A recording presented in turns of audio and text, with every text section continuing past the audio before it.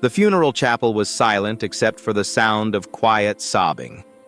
Family members filed past the small white coffin, saying their final goodbyes to 6-year-old Tommy Mitchell. But there was one mourner who refused to leave, a German Shepherd police dog named Rex, sitting rigid and alert beside the casket, his eyes never leaving the small boy inside. "Come on, boy," Officer Marcus Hayes whispered, tugging gently on the leash. But Rex wouldn't move. He planted his paws firmly on the ground and let out a low, mournful whine that sent chills down everyone's spine. What happened next would uncover a truth so shocking, it would change everything everyone thought they knew about that tragic day. This is a story about loyalty, courage, and the unbreakable bond between a boy and his protector. But before we dive into this incredible true story, please hit that subscribe button and ring the notification bell so you never miss our heartwarming stories. And if this story touches your heart, leave a comment below telling us about a time an animal showed extraordinary loyalty. Now, let's get into the story. Our story begins 6 months earlier, in the small town of Riverside, where Officer Marcus Hayes had been assigned a new K-9 partner. Rex was a 3-year-old German Shepherd with an impressive record, trained in search and rescue, narcotics detection, and suspect apprehension. He was professional, disciplined, and rarely showed affection to anyone outside of his handler. But everything changed when Marcus brought Rex to career day at Riverside Elementary School. Tommy Mitchell sat in the front row of the gymnasium, his eyes wide with wonder as Marcus demonstrated Rex's abilities. While other children squealed and clapped, Tommy sat perfectly still, transfixed.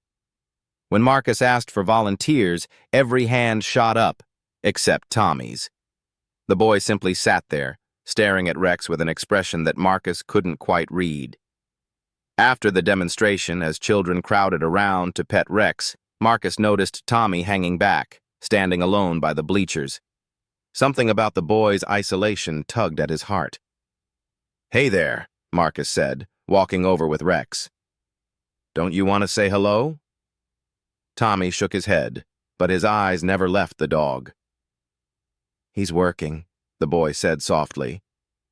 "My dad says you're not supposed to distract working dogs." Marcus smiled. The kid understood. "That's very respectful of you. But Rex is on break right now. Would you like to meet him properly?" Tommy's face lit up like the sun breaking through clouds. He nodded eagerly, and Marcus gave the release command. Rex immediately trotted over to Tommy and sat down in front of him, tilting his head as if studying the boy. What happened next was something Marcus had never seen in his 5 years working with K-9 units.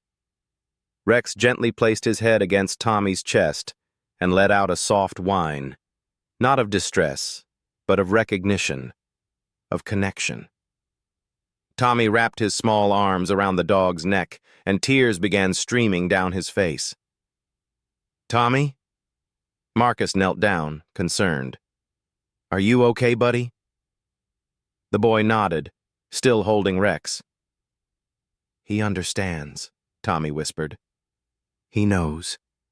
Later, Marcus learned from Tommy's teacher, Mrs. Patterson, that Tommy had been diagnosed with a severe heart condition 6 months earlier. The doctors had said he needed a transplant, but he was on a long waiting list. Tommy's parents had tried to keep things normal, but the boy had become withdrawn, afraid, and increasingly isolated from his peers.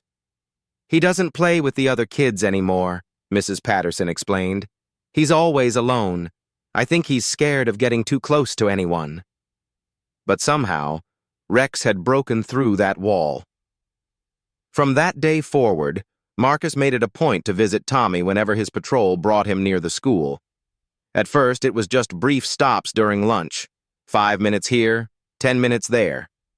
Rex would sit with Tommy on the playground while the boy ate his sandwich, one small hand resting on the dog's back. Tommy's mother, Sarah Mitchell, called Marcus one evening, her voice thick with emotion. "I don't know what you and Rex have done, but Tommy's been smiling again. He talks about you two constantly.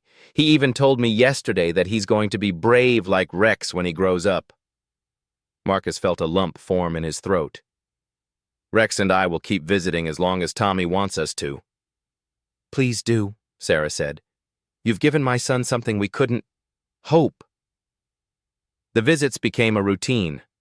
Every Tuesday and Thursday, Marcus would stop by during his lunch break. Sometimes they'd sit together in the school's small garden, Tommy telling Rex about his day while the dog listened with those intelligent, understanding eyes. Other times, Marcus would tell Tommy stories about Rex's adventures, the time they found a lost hiker in the mountains, or how Rex had tracked down a stolen bicycle for another child. Tommy started drawing pictures, dozens of them. Pictures of Rex, of Marcus, of himself standing tall and strong beside his four-legged friend. He taped them all over his hospital room during his increasingly frequent treatments. When I get my new heart, Tommy told Marcus one afternoon, I'm going to run and play fetch with Rex. We're going to run so fast that nobody can catch us. Marcus ruffled the boy's hair. That's a deal, buddy. Rex and I will be waiting. But beneath his smile, Marcus felt a growing concern. Tommy was getting weaker. The dark circles under his eyes were deepening. The medical updates from Sarah were becoming more urgent. Time was running out. It was a Tuesday morning when Marcus got the call. He was in the middle of a routine traffic stop when dispatch came through with an emergency, a domestic disturbance at 247 Maple Street, the Mitchell residence. Marcus felt his blood run cold. He immediately radioed for backup and hit the lights, Rex sitting alert in the back as they raced through the streets of Riverside.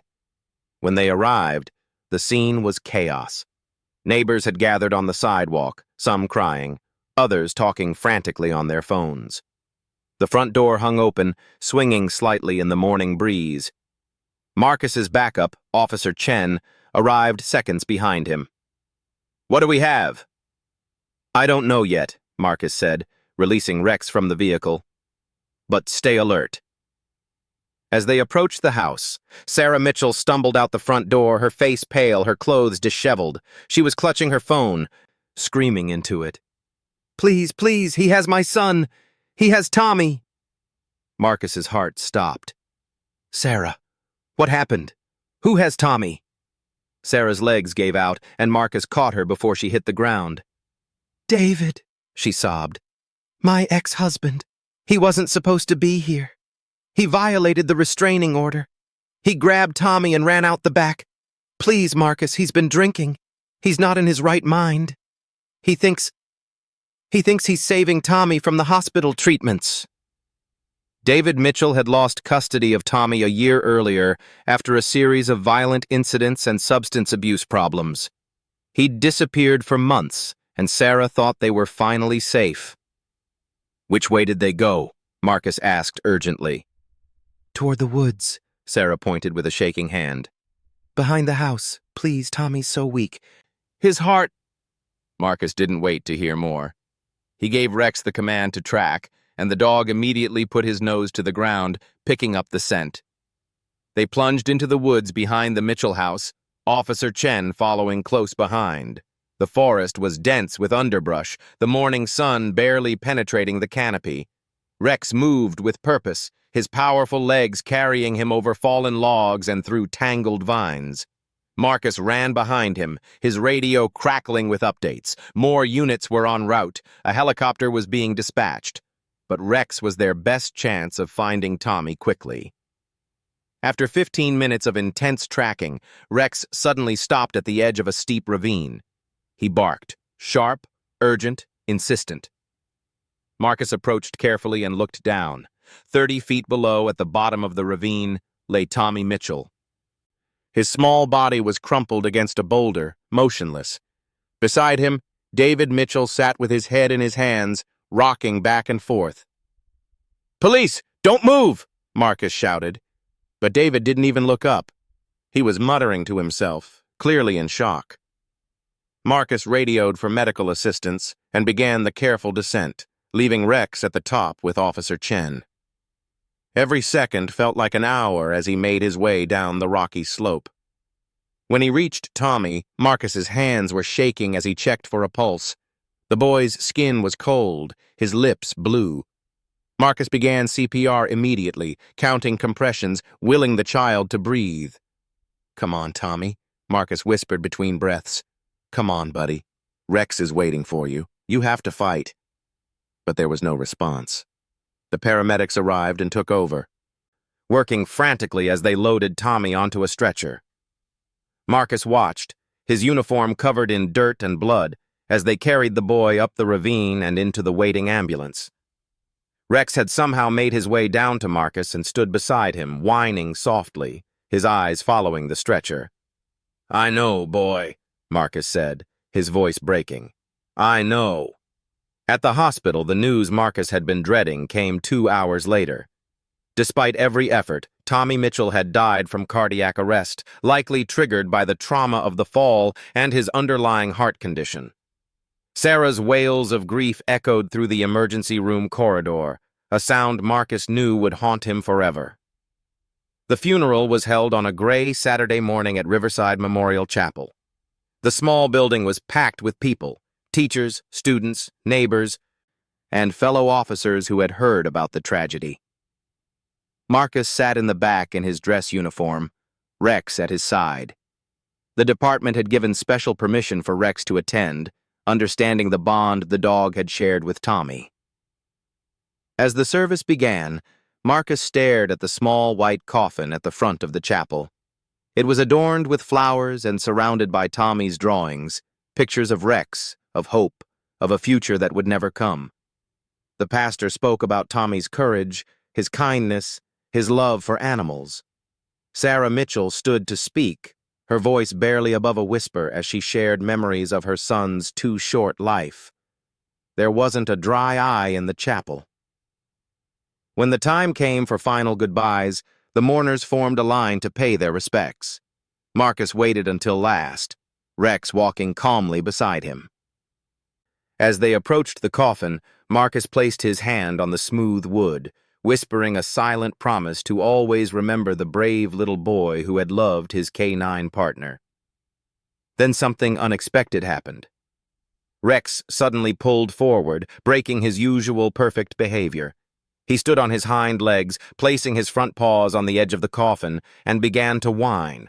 Not the soft, mournful sound from before, but urgent, insistent barks.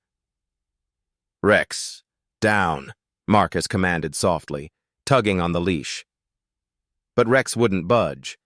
The dog's ears were perked forward, his entire body tense with alertness, the same posture he took when he detected something during search and rescue operations. People began to murmur. Some moved closer, curious about the dog's strange behavior. "Marcus, what's wrong with him?" Sarah asked, approaching with tears streaming down her face. "I don't know," Marcus admitted. "He's never done this before. He's acting like he's alerting to something." Rex barked again, louder this time, then did something that made Marcus's heart skip a beat. The dog used the same signal he'd been trained to use when he found someone alive during search and rescue missions, a specific pattern of barks followed by pawing at the target. "That's impossible," Marcus whispered. But his hands were already moving to the coffin latch, his training overriding his disbelief. "What are you doing?" someone gasped. "He's signaling that someone's alive," Marcus said, his voice shaking. "I have to check." Sarah let out a sob and nodded frantically. "Open it! Please, just open it!" With trembling hands, Marcus unlatched the coffin and slowly lifted the lid. Tommy's small body lay still, dressed in his favorite shirt, the one with a police badge on it. His hands were folded across his chest, his face peaceful. But then Marcus saw it. The slight, almost imperceptible rise and fall of the boy's chest. "He's breathing!" Marcus shouted. "Someone call 911! He's alive!" The chapel erupted into chaos. Paramedics who had attended the funeral rushed forward. Marcus scooped Tommy into his arms, and within minutes they were racing back to the hospital, sirens wailing. In the emergency room, doctors worked frantically to stabilize Tommy. Sarah paced the waiting room, unable to process what was happening. Marcus sat with his head in his hands, Rex lying at his feet, the dog's eyes never leaving the doors to the treatment area. Dr. Bikita, Elizabeth Santos, the attending physician, finally emerged 3 hours later, her expression one of complete bewilderment. "He's alive," she said, shaking her head in disbelief. "Tommy Mitchell is alive. His heart is beating on its own. His vitals are stabilizing. I've been a doctor for 20 years and I have never seen anything like this." "But how?" Sarah gasped. "They pronounced him dead. We held a funeral." Dr. Santos pulled up Tommy's medical chart on a tablet, scrolling through the data. "The only explanation I can give you is that Tommy experienced something called suspended animation, an extremely rare condition where the body's metabolic rate slows to an almost undetectable level. In his case, likely triggered by hypothermia from lying in that cold ravine combined with his unique heart condition." She continued, her voice filled with awe. "His body essentially shut down to preserve itself. His heartbeat and breathing became so faint that they were undetectable with standard equipment at the scene. Even at the hospital, our equipment couldn't pick up the minimal life signs. He was declared dead based on all observable medical criteria." Marcus felt his legs weaken. "So he was alive the whole time?" "Technically, yes, though in a state indistinguishable from death. If he had been buried—" Dr. Santos trailed off, unable to finish the horrifying thought. "That dog saved his life. Whatever detection abilities Rex has, whether it's hearing a heartbeat humans can't, or sensing body heat, or something else entirely, he knew Tommy was still alive." Sarah collapsed into a chair, sobbing with relief. "Rex saved my baby." Over the next few days, Tommy's condition improved dramatically.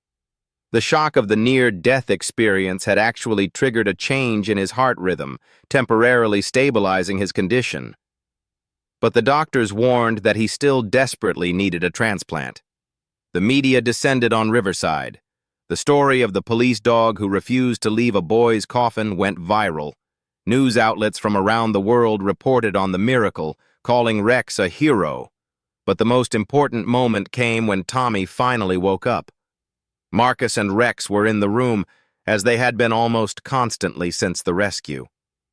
When Tommy's eyes fluttered open, the first thing he saw was Rex's face inches from his own, the dog's tail wagging gently. "Rex," Tommy whispered, his voice hoarse. "You came back for me." Marcus moved to the bedside, tears streaming down his face. "He never left you, buddy. Not for a second." Tommy reached out a weak hand and placed it on Rex's head. "I heard him," the boy said softly. "When I was in the dark place, I heard him barking. He called me back." Sarah, standing on the other side of the bed, asked the question that had been haunting her. "Tommy, sweetheart, what do you remember?" Tommy's brow furrowed in concentration. "I remember Dad was sad. He kept saying he wanted to save me from the needles and the machines. We were walking in the woods, and then—" He paused, his eyes growing distant. "Then I fell. It got really cold and dark. I thought I was dreaming. But then I heard Rex. He was calling me, telling me to wake up." The doctors had no scientific explanation for this, but Marcus, who had worked with K9 units for years, had heard stories from other handlers. Dogs who could detect seizures before they happened, who could smell cancer in patients, who could sense earthquakes minutes before they struck.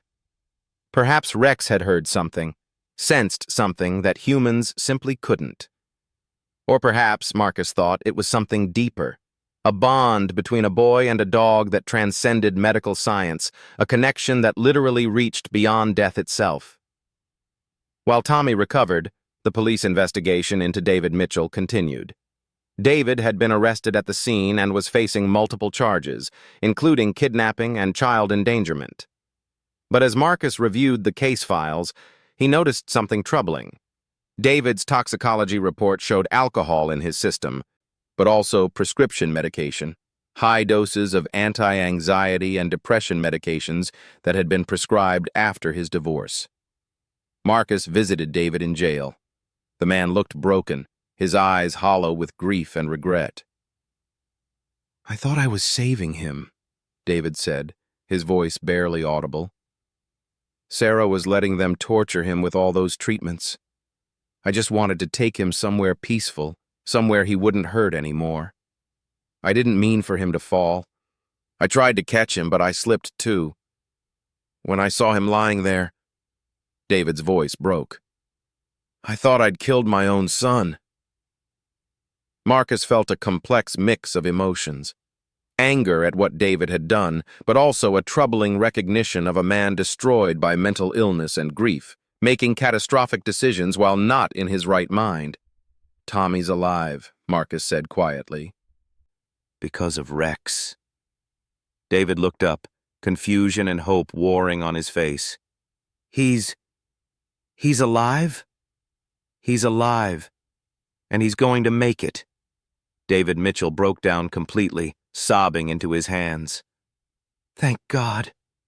Thank God." In the end, David was sentenced to mandatory psychiatric treatment and supervised rehabilitation rather than prison time. The judge recognized that David's mental health crisis, while not excusing his actions, required treatment rather than pure punishment. Sarah agreed to the arrangement, stating that Tommy deserved to have a father who could heal and eventually be part of his life again, even if supervised. It wasn't perfect justice, Marcus thought, but it was merciful. And Tommy would need his father, a healthy, healed version of him, in the years to come. 3 weeks after the funeral that never should have been, another miracle occurred. A matching heart became available. Dr. Santos called it extraordinary timing, but Sarah called it providence. Tommy was rushed into surgery, and after 10 hours of delicate work, the transplant was successful. Throughout Tommy's recovery, Rex was a constant presence. The hospital made an exception to their no pets policy, allowing the hero dog to visit every day. Rex would lie beside Tommy's bed, and the boy would rest his hand on the dog's back as he healed. "He's better than any medicine," the nurses would say, watching how Tommy's vital signs stabilized whenever Rex was near. The community of Riverside rallied around Tommy and Sarah. Fundraisers covered the medical bills. Local businesses donated food and supplies. But most importantly, people donated blood and registered as organ donors in record numbers, inspired by Tommy's story. "If Tommy's second chance can give other families hope," Sarah said in a local news interview, "then something beautiful has come from this nightmare." Rex received commendations from the police department, the mayor, and even the governor. He was awarded the Medal of Valor for K-9 officers, the highest honor a K-9 unit could receive. But for Rex, the only reward that mattered was seeing Tommy smile again. 6 months later, on a sunny Saturday morning, a ceremony was held in Riverside Park. Hundreds of people gathered to celebrate Tommy's recovery and to honor the dog who had saved his life. Tommy, now strong and healthy, stood on a stage next to Marcus and Rex. His cheeks had color again. His eyes sparkled with life. He wore a junior police officer badge that Marcus had given him. "I used to be scared all the time," Tommy said into the microphone, his voice clear and strong. "Scared of being sick. Scared of being different. Scared of dying." He paused and placed his hand on Rex's head. The dog sat perfectly still, dignified and calm. "But Rex taught me something. He taught me that love is stronger than fear, that loyalty is stronger than death, that sometimes the bravest thing you can do is just refuse to give up on someone." Tommy looked at Marcus, tears in his eyes. "Officer Hayes and Rex didn't give up on me. Even when everyone thought I was gone, Rex knew I was still fighting. And his belief in me gave me the strength to come back." The crowd erupted in applause. Sarah stood to the side, tears streaming down her face. Holding hands with David, who had completed his treatment program and was slowly rebuilding his relationship with his son under professional supervision and Sarah's watchful eye. Tommy knelt down and wrapped his arms around Rex's neck, just like he had that first day in the school gymnasium. "Thank you for saving me," he whispered. "Thank you for being my hero." Rex licked Tommy's face, and the crowd laughed through their tears. Marcus stepped forward, placing a hand on Tommy's shoulder. "You know what, buddy? You're the real hero here. You fought for your life. You survived the impossible. You forgave your dad. And you inspired an entire community to become organ donors and save other lives." He paused, looking out at the crowd. Rex did what he was trained to do. He never gives up on a search and rescue mission. But Tommy? Tommy showed us all what it means to truly live, to love without fear, to find hope in the darkest places. As the ceremony concluded, Tommy asked Marcus one more question. "Can I come on patrol with you and Rex sometime?" Marcus laughed. "How about we start with you volunteering at the K9 Training Center? We could use someone who understands these dogs as well as you do." Tommy's face lit up. "Really?" "Really. Rex would like that. Wouldn't you, boy?" Rex barked once, sharp and clear, his signal for yes. Today, Tommy Mitchell is a healthy, thriving young man with a new lease on life. He volunteers at the K9 Training Center every weekend and dreams of becoming a police officer when he grows up. Rex continued his service for 3 more years before retiring, and when he did, there was only one place he wanted to be, living with the boy whose life he had saved. Marcus visits them both regularly, and sometimes on quiet evenings, the 3 of them sit in the backyard, a man, a boy, and a dog, and remember the day that loyalty overcame death itself. Because in the end, this isn't just a story about a police dog who refused to leave a coffin. It's a story about the power of connection, the strength of love, and the reminder that sometimes heroes come in the most unexpected forms, and sometimes all it takes is one loyal friend who refuses to let you go. If this story touched your heart, please consider registering as an organ donor. You could save a life, just like the donor who saved Tommy. Hit that like button, subscribe to our channel, and share this story with someone who needs to hear it today. What's your story of animal loyalty? Leave it in the comments below. Thank you for watching, and remember, never underestimate the power of love and loyalty. This story is a work of creative fiction inspired by the incredible bonds between humans and their animal companions and the real miracles that modern medicine and organ donation make possible every day.